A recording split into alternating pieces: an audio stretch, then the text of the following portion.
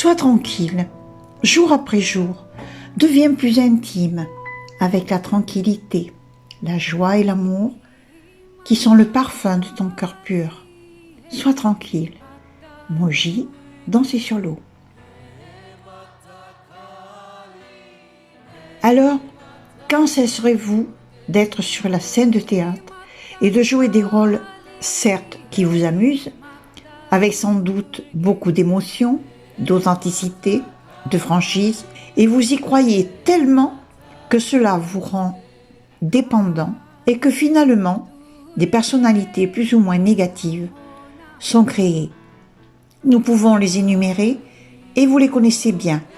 Des personnalités ruminantes, des personnalités vampiriques, des personnalités d'inquisiteurs, des personnalités bourreaux, des personnalités victimes. Alors peut-être qu'aujourd'hui, il est indispensable de s'écouter et d'écouter votre corps qui lui vous indique très clairement qu'il y a des distorsions. Comment ? Déjà, votre corps vous signale quelques douleurs musculaires, articulaires ou inflammatoires, ou brûlures, ou une pathologie qui apparaît.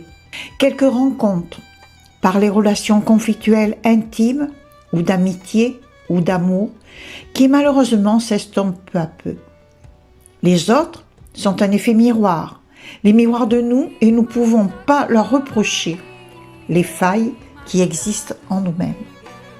Mettez un doigt sur la peur, la colère, l'anxiété, la frustration, la culpabilité, etc.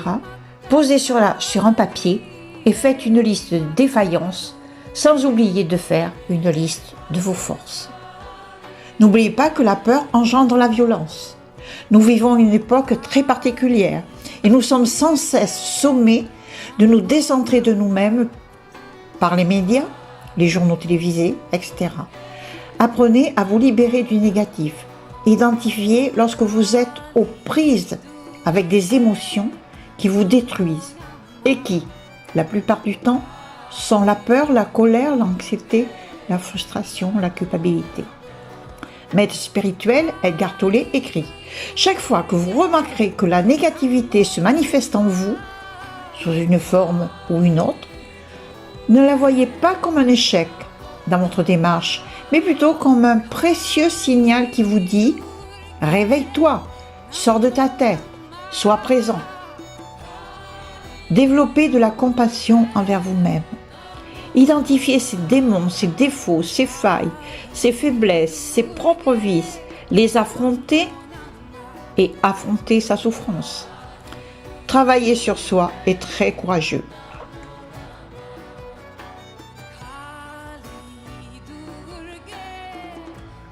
Vous devez devenir intransigeant vers vous-même et traquer la moindre parcelle des mensonges que vous faites à vous-même. L'amélioration du monde commence par enlever les mauvaises herbes de son propre jardin. Cette qualité de présence bénéfique s'oppose aux personnalités qui nourrissent l'angoisse ou attirent toute action négative, catastrophe ou phagocytent l'énergie. Si vous avez un prédateur autour de vous, est-ce que vous vous êtes posé la question pourquoi vous attirez les tyrans ? À chaque fois que vous ressentez de l'agressivité, sachez qu'elle est la manifestation de l'impuissance et que par conséquent, va vous entraîner vers la tentation de la domination sur autrui. Il est toujours plus facile d'identifier la paille dans l'œil du voisin que la poutre dans le sien.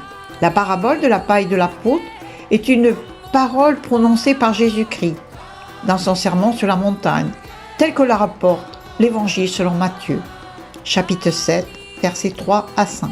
Pourquoi vois-tu la paille qui est dans l'œil de ton frère et n'aperçois-tu pas la poutre qui est dans ton œil ? Ou comment peux-tu dire à ton frère « Laisse-moi ôter une paille de ton œil, toi qui as une poutre dans le tien ». Hypocrite, ôte premièrement la poutre dans ton œil et alors tu verras comment ôter la paille de l'œil de ton frère. Traduction, la Bible Louis II. Pour éviter de se confronter à ce que nous n'aimons pas voir en nous, nous l'attribuons systématiquement à l'autre. Toute présence toxique pourrait être le produit d'un être qui s'est laissé diviser dissocier, désunir de sa part spirituelle et divine. Revisiter, voir son âme. Tout ce qui entrave notre lucidité et notre discernement n'est pas bon à prendre. Posez-vous les bonnes questions, car lorsque l'on plane et que l'on n'est pas présent, qu'on n'a pas les pieds sur terre, c'est difficile de voir le monde, la matière et le réel et sa transformation. Notre incarnation, c'est la transformation, la transmutation. Eckhart Tolle nous dit, c'est bien sûr la dimension transcendante de tout être humain. En plus de cette dimension transcendante, il y a l'identité en tant que forme de chaque être humain. Chaque être humain a une forme physique, une forme émotionnelle et une forme mentale. C'est la personnalité, l'apparence physique et la personnalité faite de conditionnement mental, émotionnel, etc. Il y a donc les deux niveaux. L'amour inconditionnel envers tous les humains concerne l'amour transcendant. Vous aimez le sans forme, vous le reconnaissez en l'autre, comme étant vous-même.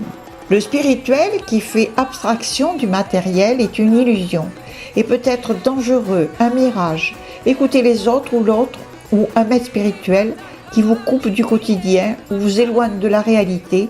Et d'ailleurs, à ce propos, une sagesse orientale dit qu'il est important de vivre 10 ans auprès d'un maître spirituel afin de le qualifier définitivement pour maître.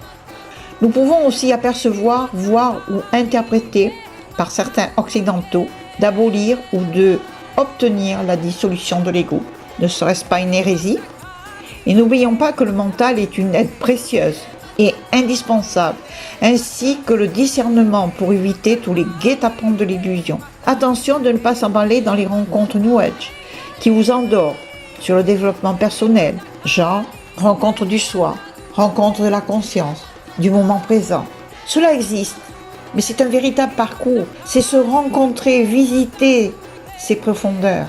Effectivement, si c'est un maître qui est authentique, vous conduira plutôt à votre indépendance la plus totale, plutôt que d'avoir la main mise sur vous. D'ailleurs, Lao Tse écrivait dans les enseignements inconnus, verset 23, « La plus haute des vérités ne peut être mise en mots, donc le plus grand des maîtres n'a rien à dire. Il se donne simplement par service et ne se soucie jamais de rien. Apprendre à repérer la qualité de présence, la vôtre et celle d'autrui, et de ne pas prendre des chemins illusoires trop faciles, vous économiseront bien des déboires par la suite. Moi-même, j'ai failli mordre à l'hameçon, supprimer l'ego, c'est-à-dire toute image de soi. Étonnant, mais je sentais qu'après quelques mois d'expérience, il y avait quelque chose qui clochait, qui n'était pas juste. Et après une expérience ou des expériences de compréhension, je suis revenue très vite à la reconnaissance de l'ego et cela m'a permis de trouver un équilibre, un ancrage et de passer une dimension supérieure, le lien à mon âme par la méditation. La compréhension s'est faite par l'expérience et quand j'ai compris et intégré l'expérience, ma course folle était terminée. L'ego doit être remis à sa juste place.